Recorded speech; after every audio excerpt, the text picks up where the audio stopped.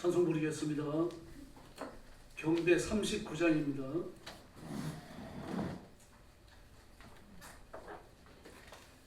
경배 39장 부르겠습니다.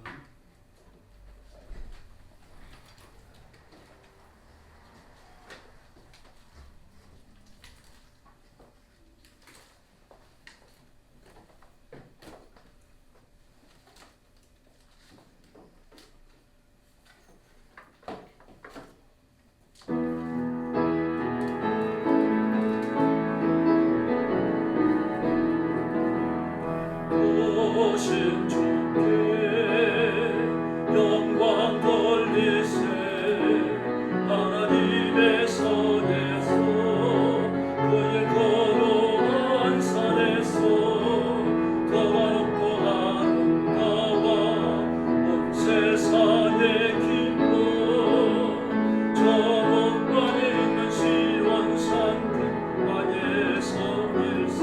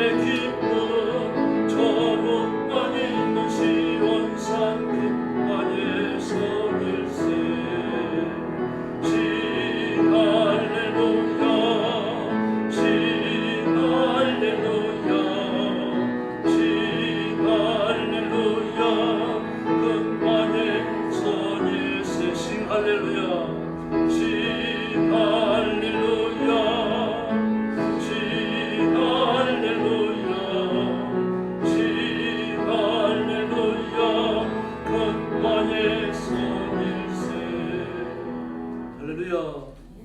41장입니다. 경배 41장.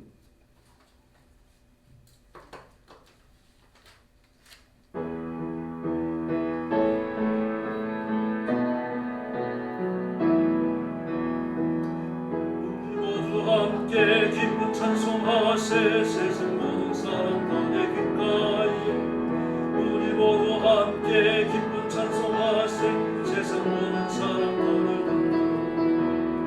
내 같은 길로 빗줄기같이 검 같은 길로 우리 모두 함께 기쁜 찬송하세 할렐루야 할렐루야 할렐루야 할렐루야 할렐루야 할렐루야 할렐루야 예수님 때문에 형제를 사랑합니다.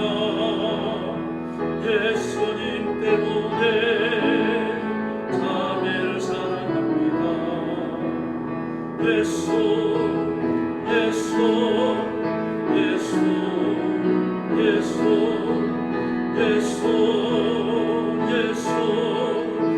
예수님 때문에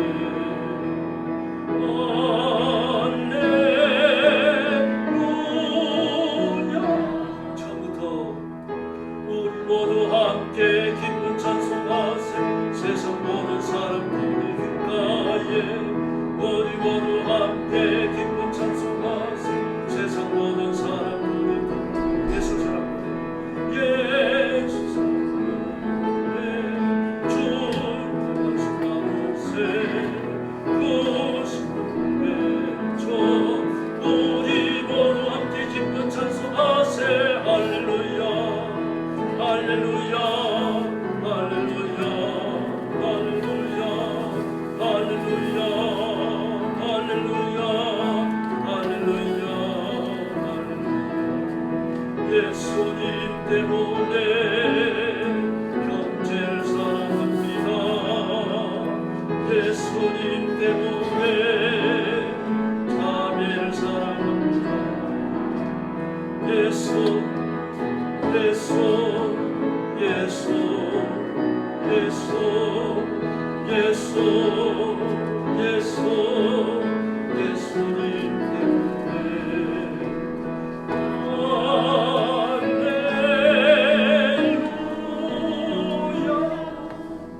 할렐루야.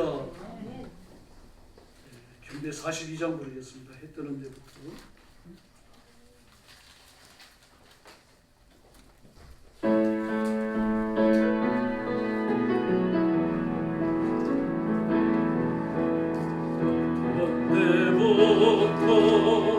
해지던 데까지 저희로 잡아두니 그런데부터 해지는 데까지 저희로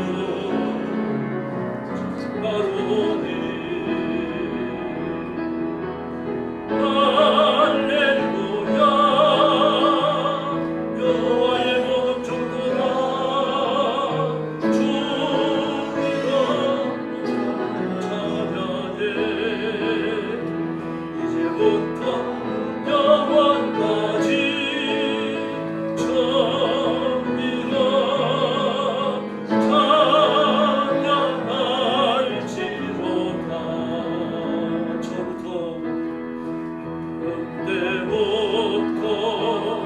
해지는 데까지 저희로 잡아두니 해 뜨는 데부터 해지는 데까지 저희로 잡아두니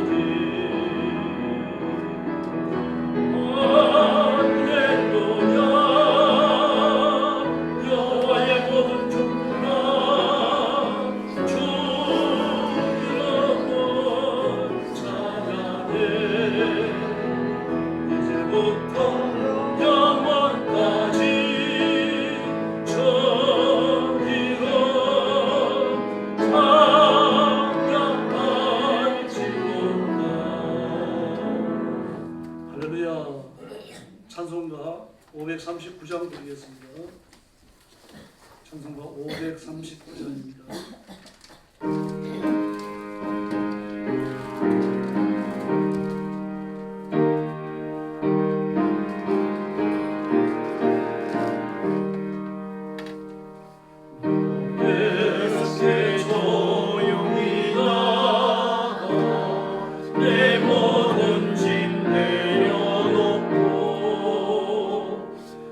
십자가 사랑을 믿어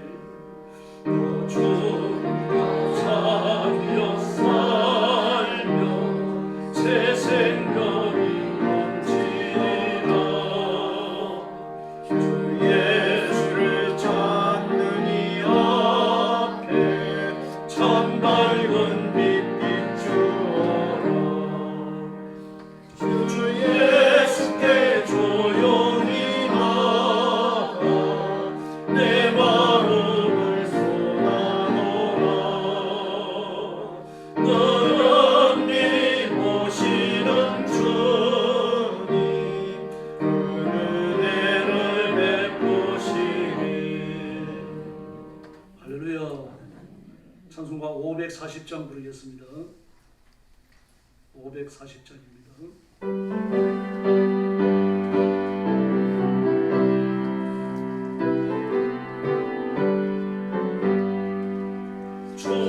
주영성을 내가 부르니 사랑한단 말일세 믿는 마음으로 주께 가오니 나를 영접하소서 내가 매일 십자가에 더 가까이 가오니 구세주의 흘린 몸의 피로써 나를 정케 하소서 주여 넓으신 은혜 베푸사 나를 받아주시고 나의 꿈은 뜻 주의 뜻같이 되게 하여 주소서 내가 매일 십자가에 더 가까이 가오니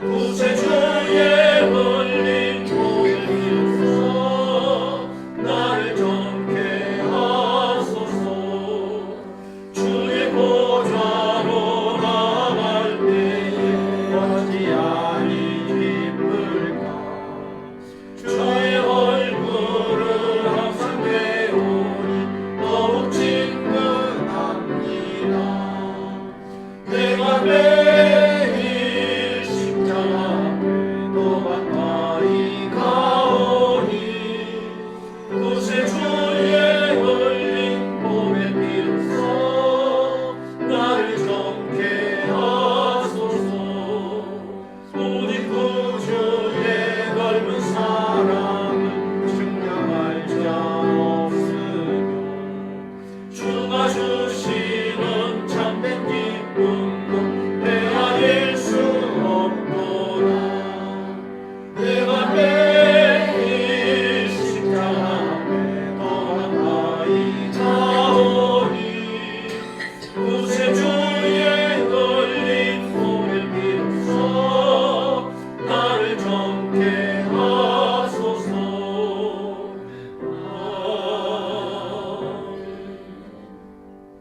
이제 김종순 권사님 나오셔서 기도해 주시겠습니다.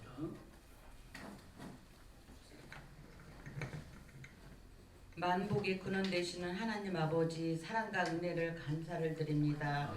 공활한 가을 하늘 넓은 황금 돌려 오곡백화가 풍성한 10월 마지막 주를 감사하게 지나게 하시니 고맙고 감사를 드립니다. 참 소망이시고 참 사랑이신 하나님 아버지 세계 곳곳에서는 크고 작은 전쟁이 일어나고 있습니다. 하나님 너무 많은 사람들이 목숨을 잃고 있고 경제적으로 큰 손실을 보고 있습니다. 하나님 이 땅에 하나님의 은혜로 속히 전쟁이 종식되게 하옵소서. 참 사랑이신 하나님 아버지 지난 한 주간도 하나님 은혜 가운데 살게 하시고 오늘 또 이렇게 복된 하나님의 전으로 인도하여 주셨사오에 감사를 드립니다. 하나님 내가 믿는 하나님입니다. 하나님 이 시간 은밀한 곳에서 정말로 우리가 사랑하는 하나님을 만나게 하옵소서. 우리가 이 땅에 사는 동안 하나님을 널리 자랑하고 하나님을 믿지 않는 이들에게 복음을 전할 수 있도록 저희들에게도 특별한 지혜를 허락하여 주시옵소서. 참 소망이신 하나님 아버지 세계 오지에 나가서 선교하시는 선교사님들 땅끝까지 복음 전하러 가셨습니다. 위험을 무릅쓰고 계십니다. 그 하는 사역에 성령 하나님께서 축복하여 주시옵소서. 하나님 아버지 우리 영광교회를 사랑하시니 감사를 드립니다. 하나님께서 함께 하시사 아버지 여기까지 지켜주셨사오에 감사를 드립니다. 하나님 우리 교회가 아버지 부흥하기를 원합니다. 꼭 부흥해야 합니다. 하나님 이 빈자리를 채워주시옵소서. 아버지 하나님 우리 교회 각 성도들에게 각 가정마다 날마다 하나님 앞에 기도하는 기도 제목 있을 줄 압니다. 하나님 저희들은 아무것도 할 수가 없습니다. 살아계신 하나님께서 각 가정을 돌아보시고 우리가 필요한 게 뭔지 머리털까지 해야 하신 하나님께서 우리를 도와주시기를 간절히 기도합니다. 하나님 은혜를 나려 주시옵소서. 하나님 아버지 우리 대한민국을 사랑하심에 감사를 드립니다. 하나님, 정치를 하는 이들은 많이 공부를 한 사람입니다. 돈도 많습니다. 그런데 권력을 앞세워 정말로 이 나라 정치가 어디로 가는지 저희는 알 수가 없습니다. 정말로 국민을 위한 민주주의 정치를 할 수 있도록 은혜를 나려 주시옵소서. 참 좋으신 하나님 아버지, 정말로 우리가 이 젊은이들이 지금은 살기가 너무 어려워서 결혼도 안 합니다. 결혼을 해도 아이를 낳지 않습니다. 딩크족이라고 합니다. 너무나도 안타깝습니다. 우리나라가 최저 출산율입니다. 전 세계에서 최저라고 합니다.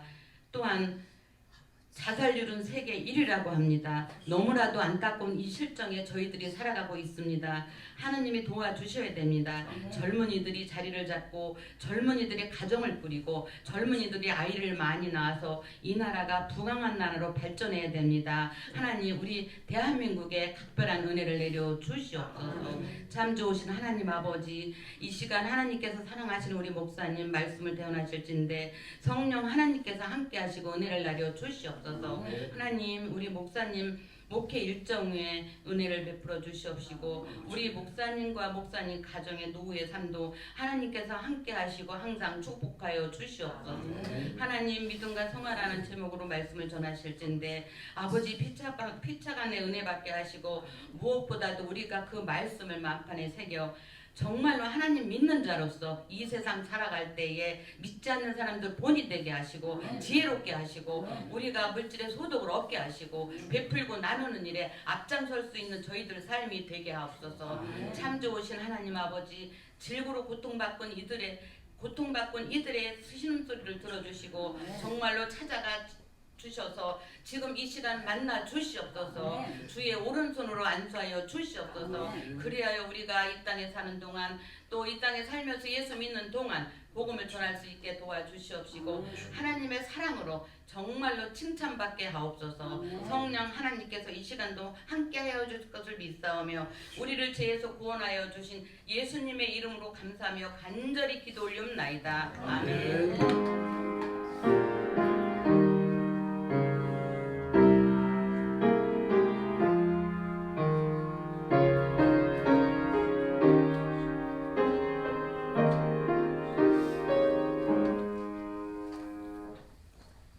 말씀 봉독하겠습니다. 신약성경 베드로전서 1장 18절부터 25절입니다. 378페이지입니다. 신약 378페이지 베드로전서 1장 18절부터 25절입니다. 한 절씩 교독하겠습니다. 제가 먼저 봅니다. 너희가 알거니와 너희 조상이 물려준 헛된 행실에서 대속함을 받은 것은 은이나 금같이 없어질 것으로 된 것이 아니요 오직 흠없고 정없는 어린 양 같은 그리스도의 보배로운 피로 된 것이니라. 그는 창세 전부터 미리 알린 바 되시니라. 이 말세에 너희를 위하여 나타내신 바 되었으니 너희는 그를 죽은 자 가운데서 살리시고 영광을 주신 하나님을 그리스도로 말미암아 믿는 자들이니 너희 믿음과 소망이 하나님께 있게 하셨느니라. 너희가 진리를 순종함으로 너희 영혼을 깨끗하게 하여 거짓이 없이 형제를 사랑하기에 이르렀으니 마음으로 뜨겁게 서로 사랑하라. 너희가 거듭난 것은 썩어질 씨로 된 것이 아니요 썩지 아니할 씨로 된 것이니 살아있고 항상 있는 하나님의 말씀으로 되었느니라. 그러므로 모든 육체는 풀과 같고 그 모든 영광은 풀의 꽃과 같으니 풀은 마르고 꽃은 떨어지되 25절 같이 봅니다. 오직 주의 말씀은 세세토록 있도다 하였으니 너희에게 전한 복음이 곧 이 말씀이니라. 아멘. 오늘 설교 제목은 믿음과 성화입니다. 믿음은 말 그대로 예수님의 구속과 성령님의 권고와 인도하심 그리고 하나님 나라에서 영생을 누리는 이 모든 것을 수용하고 받아들이는 것을 말합니다.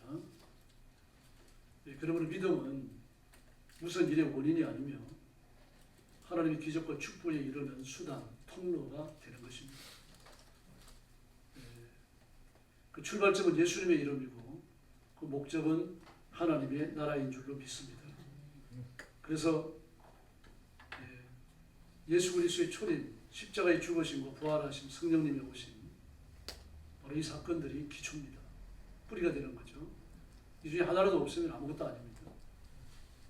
이것이 하나로 되어져서 우리의 구원을 완성하는 것이며, 그리고 마침내 우리를 이끌어서 하나님 나라에 이루게 하고 예수님의 재림 때까지 우리를 보호하는 능력의 원인, 근거가 되는 줄로 믿습니다. 그러므로 그리스도인은 예수 믿고 하나님의 자녀가 되고 하나님의 복을 받았기 때문에 믿음의 사람입니다.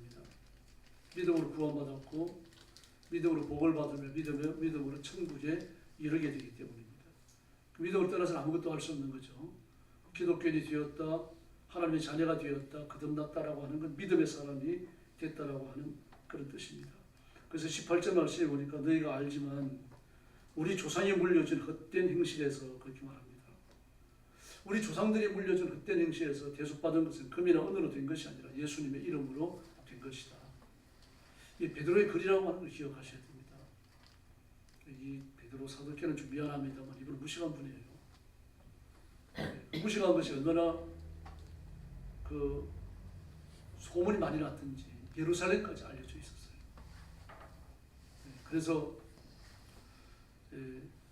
성전 유물에서 안전뱅이를 일으키고 그리고 거센 믿음의 물결을 만들어냅니다. 그 원인을 살펴보니까 베드로예요. 그 베드로를 감옥에 가뒀다가 안식이 지난 다음에 끌어내서 신문을 합니다. 다시는 이 이름으로 전도하지도 말고 병 고치지도 말고 아무것도 하지 마라. 그랬더니 베드로가 너희가 한번 생각해봐라. 우리가 사람 앞에서 사람의 말을 듣는 것이 옳은가, 하나님의 말씀을 듣는 것이 옳은가, 아주 똑부러지게 얘기했습니다. 그랬더니 그 말을 듣는 그 요구했던 거죠. 베드로 사도에게 아무것도 하지 말라고 예수님의 이름으로 요구했던 사람들이 깜짝 놀랍니다. 저 학문 없는 범인으로 알았다.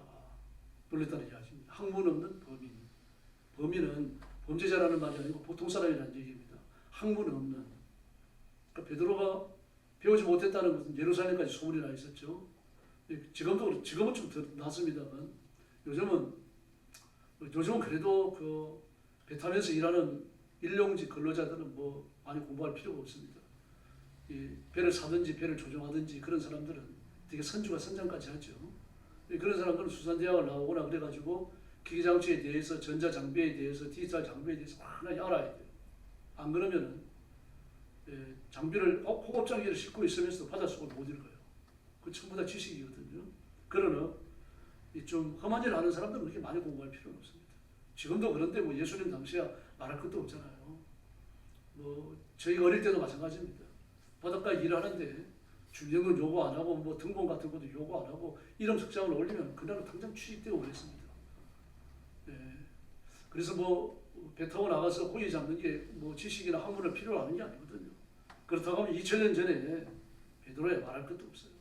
갈릴리 호숫가에서 대름을 업은데 공부할 필요가 뭐 있습니까? 그랬던 분인데 오늘 놀라운 말을 해요. 너희가 알거니와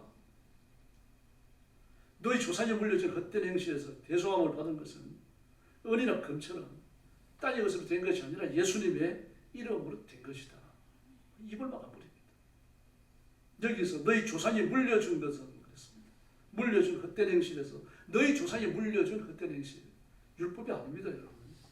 장로들이 유전 탈무드, 그런 미시나를 이야기하는 거예요. 613가지 모세오경에서 정리한 율법 계율집을 말하는 겁니다.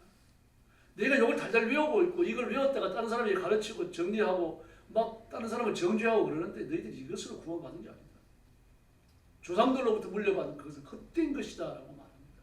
조상들로부터 물려받은 헛된 행실, 그들이 지금까지 해왔던 모든 것에 대한 아주 단순하면서 명료한 요약이 되는 겁니다. 얼마나 헛짓을 해왔는지 아주 단순하게 요약을 해버렸어요. 막 복잡하게 풀어내는 것이 아니라 조상들로부터 물려받은 헛된 행실, 요 하나에 다 들어갑니다. 요 말만 하면 유대인들은 이게 뭘 의미하는지 전부 다 알아요. 막 이걸 들었을 때 유대 그 지도자들, 뭐 랍비나 율법사나 대제사장들, 제사장들 우리 벌게 됐을 겁니다. 즉 당장 참고 먹어야 된다고 생각했을 거예요. 이건 사실 그렇습니다. 유대인들뿐만 아닙니다. 마치 유대인들이 구약을 알고 있고 구약의 근거한 율법집을 외우고 있고 배우고 있으니까 그 사람들이 마치 구원받은 것처럼 착각하는 사람들이 많아요. 하나님이 유대인의 기도 응답하십니까? 예수님이 이후로 유대인의 기도 응답 안 하십니다. 우리의 기도는 예수님의 이름으로만 응답되는 줄로 믿습니다. 유대인들은 예수님을 싫어해요. 혹시 구약을 많이 아는 유대인이 신약을 읽어가지고 기독교인으로 개종할까봐 이스라엘에 가면 호텔에 성경이 없다고 합니다. 저는 안 가봐서 모르겠습니다. 유대인들은 구약을 알고 있기 때문에 신약을 읽으면요, 그 앞에 넘어지는 사람, 무너지는 사람이 자주 일어날 수 있다고 말합니다. 왜냐하면 신약은 특별히 마태복음은요, 구약을 전제로 기록되기 때문에. 그러므로 구약을 잘 아는 사람은 신약을 읽으면서 박수를 치게 되어 있다고 그래요. 아, 구약이 이 내용과 매치하는구나. 이 말씀은 구약이 어떤 내용과 그래 닿아있구나. 읽으면서 그냥 아는 거죠. 연구할 필요가 없습니다. 구약을 많이 아니까요. 이런 사람들입니다. 이게 바로 장로들의 헛된 유전입니다. 이걸 물려받았단 말입니다. 그런데 이게 너희를 구원한 게 아니라는 거죠. 이것 때문에 너희는 망한다. 지금도 많이 했고 앞으로도 망한다. 그러나 예수 믿으면 그 십자가 보혈을 깨끗함을 입고 하나님의 자녀가 되는 줄로 믿습니다. 지금 이 교훈을 힘있게 이야기하는 겁니다. 고지가 제때가 말한 줄 알고 막 난리네요 지금. 네, 여러분, 네, 그래서 우리는 예수 믿고 구원받은 것, 구약 사람들은 상상도 할 수 없는 부지예요. 이건 우리가 누리고 있는 겁니다 지금. 근데 이게 어느 날 갑자기 주어진 게 아니고 20절에 보니까 창세전에 미리 알림 바 되어 그렇게 말합니다. 창세전에 미리 알림 바 되어 말세에 나타났다 그렇게 말해요. 야, 창세전이라고 말합니다. 창세전부터. 다시 말해서 하나님께서 예수님을 이 땅에 보내셔갖고 죄인을 구원하실 계획은 창세전에 세우셨다는 얘기입니다. 이걸 시점을 주의하셔야 됩니다. 창세전입니다. 이 세상이 지어지기도 전에 저와 여러분은 하나님의 창조의 의도 속에 이미 포함되어져 있는 줄로 믿습니다. 그리고 마침내 때가 되니까 역사 가운데서 결실을 하고 구원을 받은 거죠. 그래서 예수님의 구원, 예수님의 축복, 예수님의 부활과 재림은요, 반드시 이루어질 수밖에 없어요.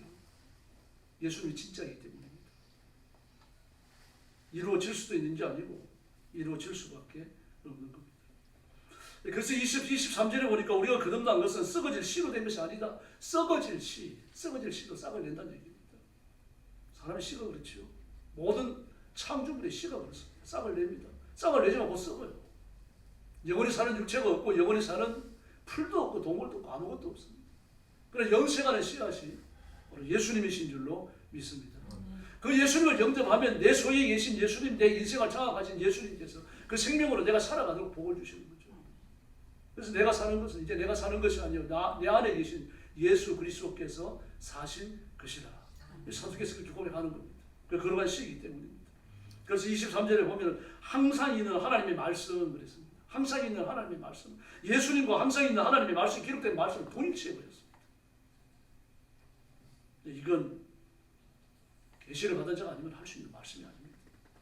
살아계신 하나님, 죽으셨다가 부활하신 예수님, 그리고 하나님의 말씀을 동일시해버렸습니다. 왜 그렇게 할 수 있습니까? 영원하기 때문입니다.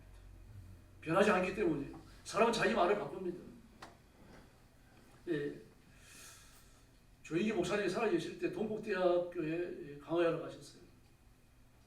예. 그리고 동국대학교에서 제사를 어떻게 생각하는지 그걸 얘기해달라고 부탁을 받아요. 제사에 대해서 쭉 얘기한 건 아니고 일부분입니다. 근데 그 얘기를 하면서 조인기 목사님 실수를 하십니다. 예. 제사는 조상들에 대한 예의입니다. 그래버렸어요. 아주 심각한 실수죠. 그 말하고 나서 많이 두들겨 맞았어요. 여기서 비평하고 저기서 비평하고 한국의 개혁교회, 보수주의 교회가 다 그냥 예배 시간마다 난타질했어요. 실수한 거죠. 잘못한 거죠. 제사는 조상들에 대한 예의가 아닙니다. 예기에 23편, 24편, 25편에서 제의, 제법, 제통, 제사의 철학, 제사의 실제 모습, 제사의 역사를 다 다룹니다. 제가 여러 번 말씀드렸죠. 제사는 바로나도 뒤집어놔도 우상숭배예요. 누구나 율법이 가르친 제사에 대한 예법을 보면요. 제사를 지내는 자녀들은 그 조상이 살아 계시다고 생각을 하고 지금 밤 12시가 넘으면 지금 조상들이 내 눈앞에 계신다라는 생각을 하게 되어지면 그 생각 속에 뭘 집어넣어야 되는가 하면 성경하는 마음을 집어넣어야 됩니다. 성경하는 아주 경건하고 조상들을 사모하고 조상들을 막 한없이 높이는 그런 마음을 품으면 조상들의 모습이 눈앞에 완연하여질 것이요. 그러니까 목전에 완연하여질 것이요. 그리고 조상들과 내가 하나가 된다라고 말해요. 그 율법은요. 제사의 최고의 동목을 어디 줍니까? 귀신 들리는 것에 둔 거예요. 악한 영이 와서 나를 점령하는 것을 제사의 최고의 덕목으로 본 겁니다. 그러나 그 예기 23편 제의를 보면요, 제의는 온 사방신에게 백신에게 예를 차리는 것이고 제사를 드리는 것이다 라고 말을 했습니다. 그럼 사방신은 뭐냐? 동서남북에 가득한 것이 사방신이고 백신은 뭐냐? 괴물의 형상을 지닌 것이며 귀신의 형상을 지닌 것이며 죽은 조상들의 신이며 온 천하를 휘어잡고 있는 신이다. 그렇게 말합니다. 온 천하에 가득 찬 게 사방신이고 백신이라는 얘기입니다. 이 삼신 할매도 그리고 뭐 칠성신도 용왕신도 전부 다 제사이라는 얘기예요. 변수에 있는 변수각신도 다 제사 드리면 된다는 얘기입니다. 이 얘기에 기록되어 있는 얘기입니다. 지금 제가 만들어낸 얘기가 아니고요. 그럼 어떻게 제사를 지내느냐? 신은 붉은 독은 신성하여 좋아하니, 붉은 독은 붉은 송아지를 말해요. 붉은 송아지. 붉은 독은 신선하여 좋아하니 그를 땅에 묻어, 태자를 땅에 묻어 제사하고 그럽니다. 붉은 송아지를 죽여가지고 땅에 묻어 제사했어요. 그 다음에 태단에 태워 제사했다. 두 가지로 제사했다는 얘기죠. 붉은 송아지, 거룩한 송아지를 땅에 묻어 제사 지내고 또는 태단에 태워갖고 제사를 지내고, 이 제사의 시초예요. 그게 무슨 예절입니까? 철저히 우상 숭배죠. 악한 영을 숭배하는 것이고, 그나마도 온 세상에 돌아다니는 모든 것들을 다 숭배하고자 하는 겁니다. 또는 괴물의 형상을 지닌 것, 악한 형상을 지닌 것 전부 다 신이라고 말했어요. 귀신이라고 말했어요. 그게 무슨 의의가 있습니까? 조상들에 대한 예법이 그게 어디 있어요? 그런데 그게 조상들에 대한 예의다. 그래 버렸어요. 논리가 나쁘죠. 우리 합동 측에서도 그런 말을 했다면요, 반드시 공개적으로 사과해야 됩니다. 내가 잘못했다고 사과해야 돼요. 그렇지 않으면 징계받습니다. 근데 그냥 넘어갔어요. 은근슬쩍 넘어가 버렸습니다. 결코 바른 게 아니고, 하나님의 말씀은 영원하며 제사 드릴 분도 하나님 한 분이신 줄로 믿습니다. 이게 바뀌어질 수 있는 게 아닙니다. 이게 썩어지지 않을 시죠. 항상 있는 하나님의 말씀이죠. 어디에도 가려져 있는 것은 없어요. 여러분. 세상에 존재하는 모든 것이 예수님이 이 땅에 오실 다 불타서 없어집니다. 존재하는 건 아무것도 없어요.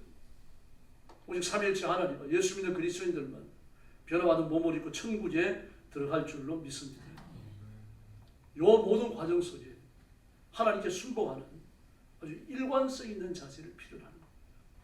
그래서 우리가 예수 믿고 하나님의 자녀가 되는 그 순간요, 우리 말씀을 떠나 살면 안 됩니다. 예수님을 떠나 살면 안 되고요.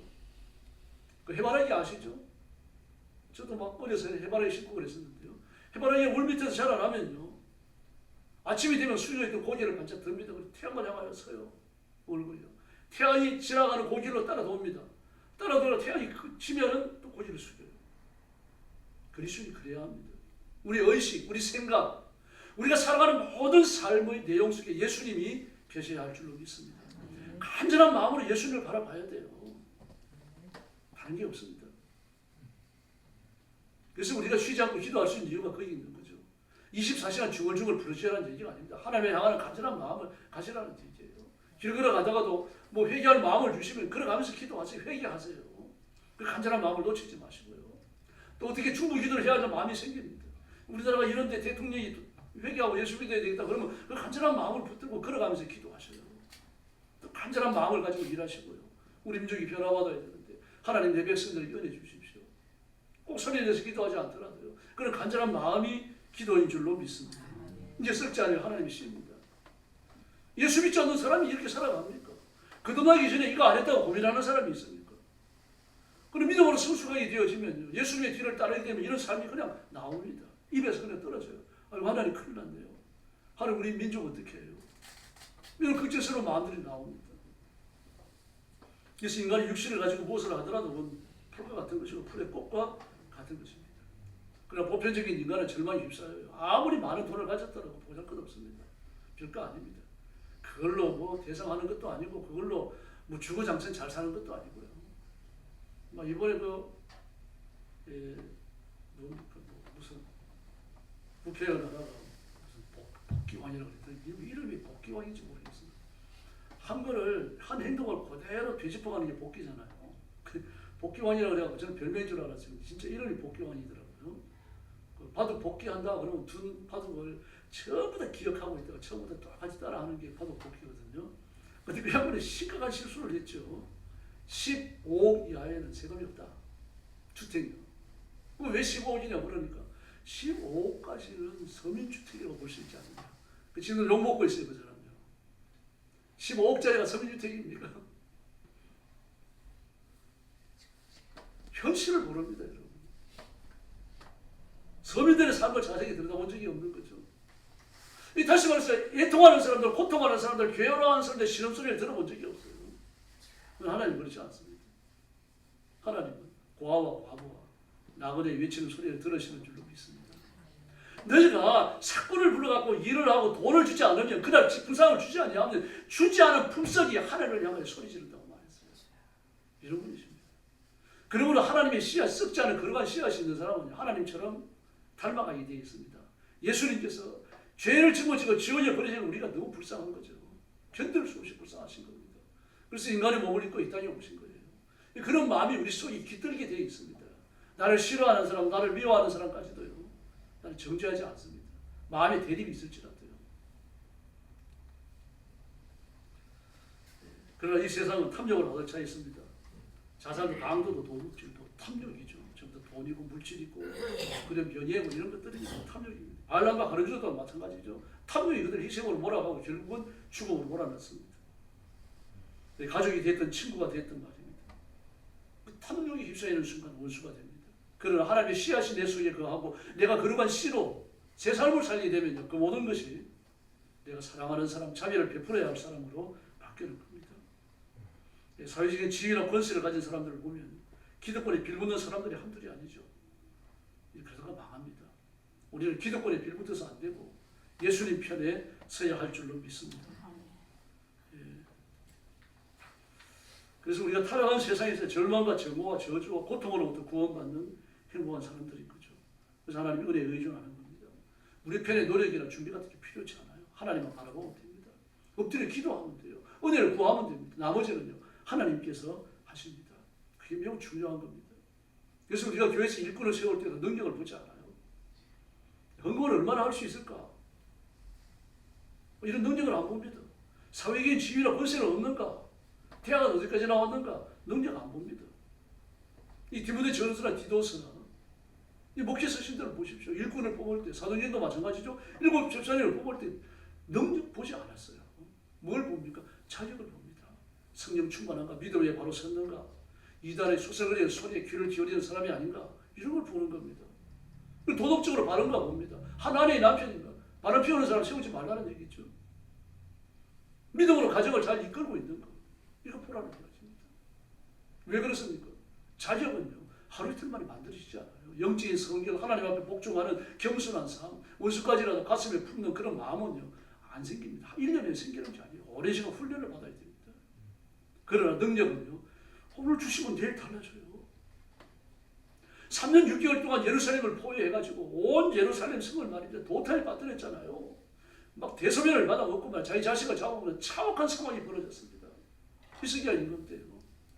근데 하나님 그걸 어떻게 끝냈습니까? 18만 5천 명, 많지도 않아요. 많지도 4년에 근데 18만 5천 명 하루 저녁에 송장이 되어버립니다. 천사 하나 보내니까요. 이게 능력이에요. 능력은 당장 되는 겁니다.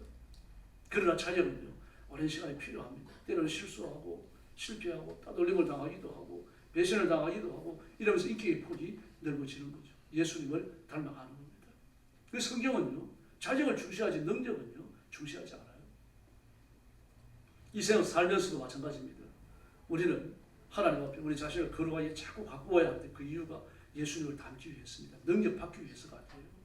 능력은 지금 주시면요 일본 후에 능력이 나타나는 겁니다.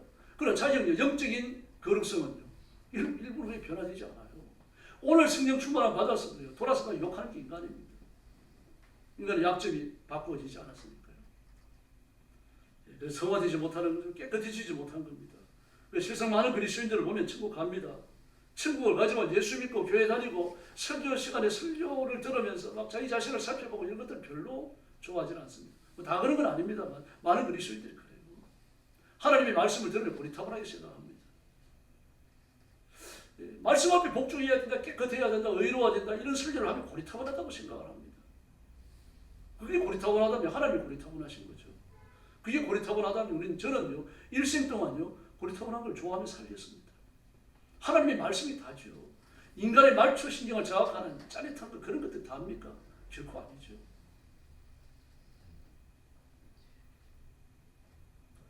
여러분 교회 다니면서 사람의 눈치 보면 안 됩니다. 하나님께만 우리 자신들을 굴복시켜야 하고 예수님 편에 서야 하고 십자가 그늘 아래 있어야 할 줄로 믿습니다.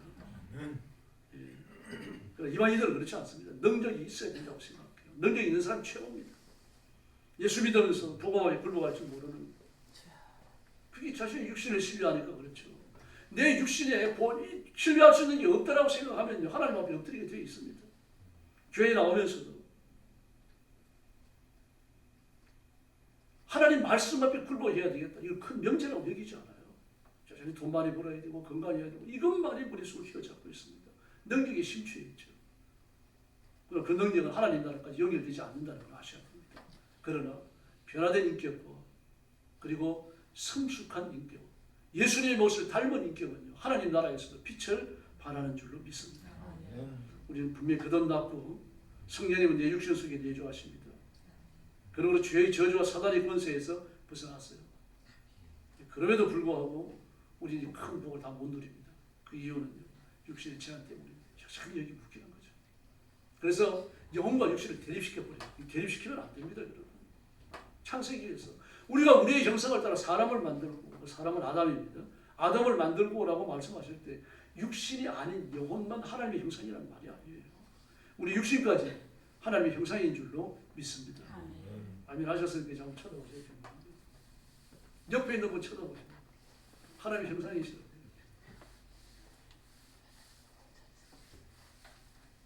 다들 성공을 못 하시는 분이겠네요. 나이 들어가니까 약하고 주름지고 합니다. 인간적인 모습도 보이고 그러나 그런 육신이라도 하나님의 지혜의 결실인 것을 기억하셔야 돼요. 어떤 것과 비교할 수 없는 하나님의 창조적 권능의 결실을 저와 여러분 육신입니다. 그러나 지금은 죄 때문에 사단의 유혹 때문에 사단의 괴계 때문에 약해졌죠. 하나님의 영광을 상실했죠. 그러나 이거 완전히 회복하는 때가 옵니다. 그 예수님의 재림 때요. 썩어 없어질 육신이 아니라 영원한 육신을 입을 그때입니다. 그러므로 그때까지 우리는 육신의 연약함을 끌어안고 살아가야 돼요. 배가 고프면 막 먹고 싶은 생각이 충만하잖아요. 먹고 싶은 생각이 충만하지만 한쪽으로 뭘 생각해야 됩니까? 내가 성경 읽고 기도하고 싶어하고 이렇게 발광 안 하는데 배가 고프면 발광하는구나. 이 생각 같이 들어야 돼요. 막 앞에 음식이 차려지면 막 입으로 떠넣기가 바쁘잖아요. 배가 심히 고프면 그럴 수 있죠. 먹는 거 안 좋아하는 사람은 또 배가 고픈 때도 그냥 뭐 욕심이 별로 없습니다. 대부분 그래요. 배고프면 먹고 싶어 합니다. 먹을 음식이 펼쳐지면 일단 먹어요. 막 그럴 때 뭘 같이 생각해야 됩니까? 아이고, 내가 하나님 말씀도 이렇게 사모했으면 좋겠다. 기도하고 싶어갖고 막 이랬으면 좋겠다. 그 생각을 같이 하셔야 돼요. 그 생각이 안 들면 억지로 다 떠올리셔야 됩니다. 육신의 연약함, 부족함을 이겨내는 방식입니다. 육신이 원하는 대로 끌려가지 마시고 거기에 대해 갖고 고삐, 브레이크를 거셔야 돼요. 고삐를 당겨 브레이크를 거시면서 하나님을 바라보셔야 됩니다. 예. 여러분 아는 분인데 어떤 청년이 그 부천 삼성 에이스 센터가 있는데 거기 AS 기사로 이제 응시를 했어요. 사람 뽑아가지고 가보니까 전부 대졸자들입니다. 전기과, 전자과 막 이쪽으로 나오고 그때 우리 사이 고졸이 공고 나왔어요. 게임이 안 되잖아요. 한쪽은 대학이고 한쪽은 고졸인데 월급도 똑같은데 누구 뽑겠습니까? 걱정이 되니까 할 게 없잖아요. 그러니까 화장실에 들어가서 변기 타고 앉아서 기도하는 거예요. 하나님, 저는 고졸이지만 꼭 들어가고 싶습니다. 저 좀 취직시켜 주십시오. 간절히 기도했어요. 그 시험 보고 그런 인터뷰하는 거예요.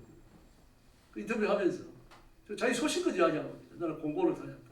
대학 졸업 못했다. 그러나 이런 방면에 나는 잘한다. 나는 내 실력을 이렇게 좀 보여드리고 싶다. 나는 이런 데 경험이 많다. 소신 있게 이야기했어요. 합격했어요. 그래가지고요. 정규 직원으로 일했습니다. 급하면 그래야 되는 거죠. 하나님 도우심을 구해야 됩니다. 사람의 눈치만 보고 주름만 들어가고는 안 되는 거죠. 하나님께 맡기면요. 내 쪽에서 열심히 최선을 다해야 됩니다. 이제 이러면서 우리가 더 예수님의 모습을 닮아가게 될 줄로 믿습니다. 그래서 22절 말씀에 보니까 이렇게 말하잖아요.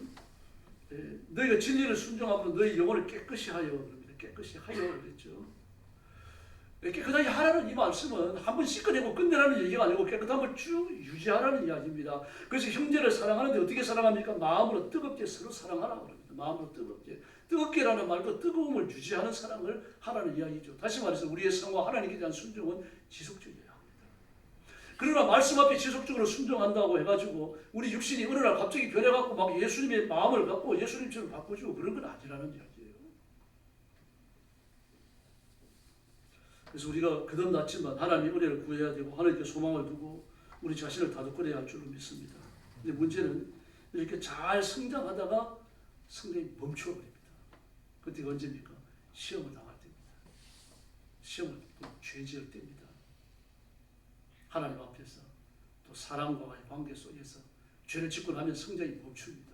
그때 즉시 대응하셔야 돼요. 오래 가면 회개가 잘 안 됩니다. 다시 말해서 풍성한 하나님의 은혜를 놓치고 살아가야 된다는 이야기입니다. 사람도 그렇잖아요. 뭐 좀 이렇게 다퉜다 그래가지고 오랫동안 안 만나면 다음에 만날 때 더 이렇게 인사하기 힘들어요. 좀 이렇게 다퉜다 그러더라도 마음에 안 들더라도 그냥 이렇게 뭐 전화해보고 카톡 해보고 또 만나서 불러내갖고 좀 이렇게 음식도 같이 하고 차도 같이 하고 뭐 이런 만나고 그냥 맺어나가면은 그냥 또 발전해 나가요. 그런데 정말 속이 상할 때를 딱 끊어버리면요. 그 다음에 만나면 더 힘들고 막 넉살 좋은 사람은 그래도 또 되더라고요. 근데 그런 사람 많지 않습니다. 우리나라는. 그래서 이스라엘 백성들은 광야에서 성화를 이루지 못하고 다 망해버립니다. 에서도 성화를 이루지 못하고 죽었죠. 예수님 당시 유대인들 성화를 이루지 못하고 율법의 저주에 다 죽습니다. 그런데 십자가의 한 강도는 어떻습니까? 생의 마지막 순간에 예수님을 선택하고 구원받아요. 그러나 그는 성화될 시간이 없었어요. 영적인 의자의 모습 그대로 가지고 천국에 갈 겁니다. 그래도 그는 하나님 나라에 간 거예요. 그게 복되지요. 잘난 척하고 많이 아는 척하고 막 여기 집적거리고 저기 집적거리고 그러면서 숨어갖고 온갖 죄를 다 짓다가 죽어가지고 지옥에 떨어집니다. 무슨 소용이 있습니까? 아무 소용없어요. 살아서 몇십억짜리 집에 보란듯이 살아가는 것보다 그런 삶을 못 살더라도 우리가 성결을 유지하고 하나님 앞에서 천국의 영생을 누리는 것이 더 중요한 줄로 믿습니다. 뭐 이런 말을 할 겁니다. 아니 그러면 이 땅에서 부자로 잘 살다가 천국 가서 영생을 누리면 될 거 아닙니까? 그거를 구하십시오. 저도 그러면 좋겠어요. 그래서 우리 영광교회 교인들이 전부 다 겁나는 부자 됐으면 좋겠습니다. 전부 다 막 60, 70평짜리 아파트에 다 살고 차도 막 그 벤츠 2, 3억짜리 타고 다니고 더 비싼 것도 있죠. 그래가 전부 부자가 되고 말이죠. 거지들 보면은 몇만 원 이렇게 꺼내주고 말이죠. 공부하는데 힘든 신학생들 보면 말입니다. 등록 한 번씩 내주고 열기를 바랍니다. 그래서 그 은혜를 구하십시오. 그 사람이 그런 복을 주셨을 때 교만해지면 안 됩니다. 이거 내 것이 아닙니다. 물질에 대한 경계선을 분명히 가지셔야 돼요. 건강도 마찬가지입니다. 세속적인 것에 대해서는 반드시 경계선을 가져야 됩니다. 그걸 못하면요 넘어와서 나를 먹어버립니다. 내가 잡아먹혀요. 물질에 잡아먹히고 권세에 잡아먹히고요. 그 거짓말 그렇게 잘하는 많은 국회의원들요. 기독교인이 한둘이 아닙니다, 여러분. 저도 국회 그 기도처예요. 기도처라고 있습니다. 근데 교회예요. 교회에 한 6개월 정도 설교를 간 적이 있습니다. 그 회기가 오면요, 국회의원들 많이 와요. 그 보통 때는요, 국회의원들 교회 잘 안 오니까 그 사무처 직원들이 많이 옵니다. 뭐 하냐고 그러는데 국회 회기가 가까워지고 회기가 진행되면요, 한 절반은 국회의원이에요. 인사는 뭐 장로님, 권사님, 뭐 남자들은 권사님 많아요. 감리교 교인이죠. 그리고 막 집사님 그렇게 인사해요. 그런데 돌아서 가지고 국회판에서 욕할 때 보면 또 잘합니다. 기도하는 것처럼 인사 잘하는 것처럼 욕도 잘해요. 그런 분들이 뭐 교회 천국에 못 간다는 얘기는 아닙니다만 분명히 옳은 건 아니죠. 바른 건 아닙니다. 정직해야 되고 깨끗해야 되는데 그런 더러운 직업, 국회의원이 얼마나 더럽습니까? 사실 더러워서는 안 되는 입이 더러워졌잖아요. 그 더러운 직업을 가지면서 자신을 깨끗게 하는 것은 쉽지 않아요. 그 많은 영적인 책임과 노력이 필요한 거죠. 더 많이 기도해야 돼요. 그래서 그 국회 그 기도 사무처에 있는 기도처에 기도하는 사람들 보면요, 그 사무처 직원들 중에서 정말 기도 많이 하는 사람 많아요. 와가지고 시간 날 때마다 와가지고 우는 사람도 있고요. 예배 시간 나다요. 말씀 들으면서 울어요. 앞에 앉아가지고. 그래 한 번은 하도 울어가지고 왜 그러냐 물어봤습니다. 그랬더니 이 국회의원들과 나라와 민족을 생각하면 눈물이 그냥 나온다는 거예요. 하나님이 그런 사명을 주셨기 때문입니다.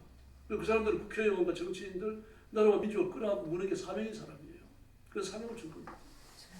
그래서 당신이 하나님의 사명을 그렇게 받은 거니까 하나님 부르시는 그날까지 그 기도하고 우리가 울어야 된다 그랬어요.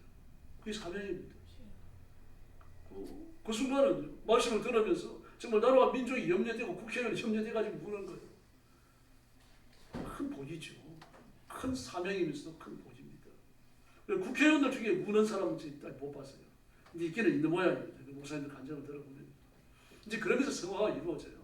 근데 순종할 때는 성화가 이루어지는 것 같지만 욕할 때는 이루어지는 게 아니잖아요. 마귀에게 붙어내는 거죠. 마귀의 성품을 이루는 거죠. 이게 이율배반입니다. 그래서 우리는 두 가지를 다 추구할 수는 없어요. 하나를 놔야 돼요. 그래서 우리는 하나님께 전적으로 소망을 두고 진리 앞에 순종하고 영혼을 뜨겁게 사랑하고 이 길을 걸어가야 할 줄로 믿습니다. 아브라함도 그렇게 순종했고요. 또 엎드려 기도하면서 성령님의 인도함을 받는 그리스도인들이 그렇게 순종했습니다. 우리도 개인적으로 그렇게 순종해야 할 줄로 믿습니다. 우리 가정을 주님 앞에 맡기고 교회도 맡기고 나라와 민족도 맡기면서 하나님의 뜻을 따르고 하나님의 의를 이루는 존귀한 일꾼들이 되기를 예수님의 이름으로 축원합니다. 기도하겠습니다. 자비로우신 아버지 하나님 감사합니다. 우리의 깨어있는 마음을 주시고 예수님을 바라보는 간절함을 주시고 이 시대의 아픔을 바라보면서 기도하도록 복 주셨으니 감사합니다. 우리 가슴에도 이 시대의 저열함과 부족함과 폐역함을 바라보며 울면서 기도할 수 있는 깨어있는 영성을 주시고 하나님의 간섭과 하나님의 도우심과 기적을 바라보는 간절함으로 인생을 살도록 역사해 주시옵소서. 오늘 엎드린 성도들을 기억하셔서 하나님께서 의의 손으로 붙들어 주시고 믿음으로 살며 영적인 성화를 이루며 살며 마침내 예수 그리스도의 장성한 모습에 도달하여 복받고 승리하는 일꾼들 되게 하여 주시옵소서. 예수님의 이름으로 간절히 기도 올리옵나이다. 아멘.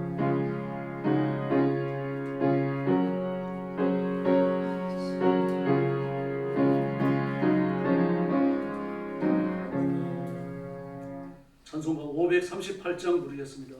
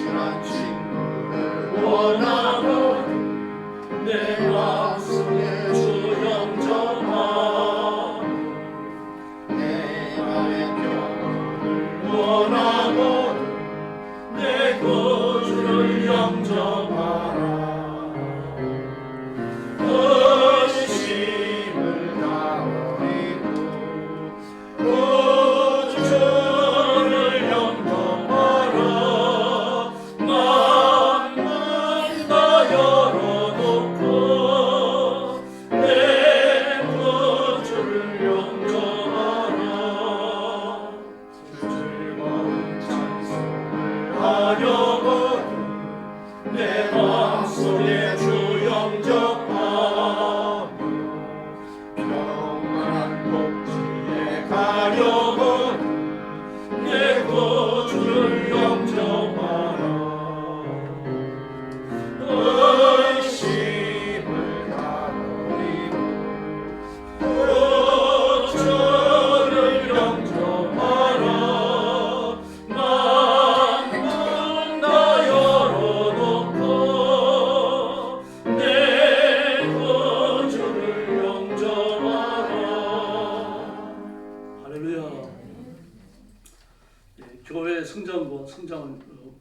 위해서 기도해 주시고요. 우리 교회가 성령의 불이 임하는 뜨거운 교회가 되도록 또 뜨거운 예배를 드리도록 기도해 주시기 바랍니다. 예, 옆에 있는 분들하고 인사 나눠주시기 바랍니다. 한번 더 인사해 주시죠. 예수님 닮기 바랍니다. 할렐루야. 축도하겠습니다.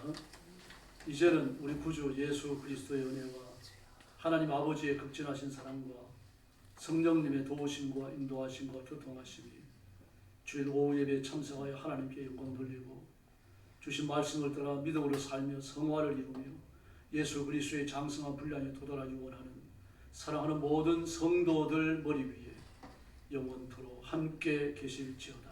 아멘.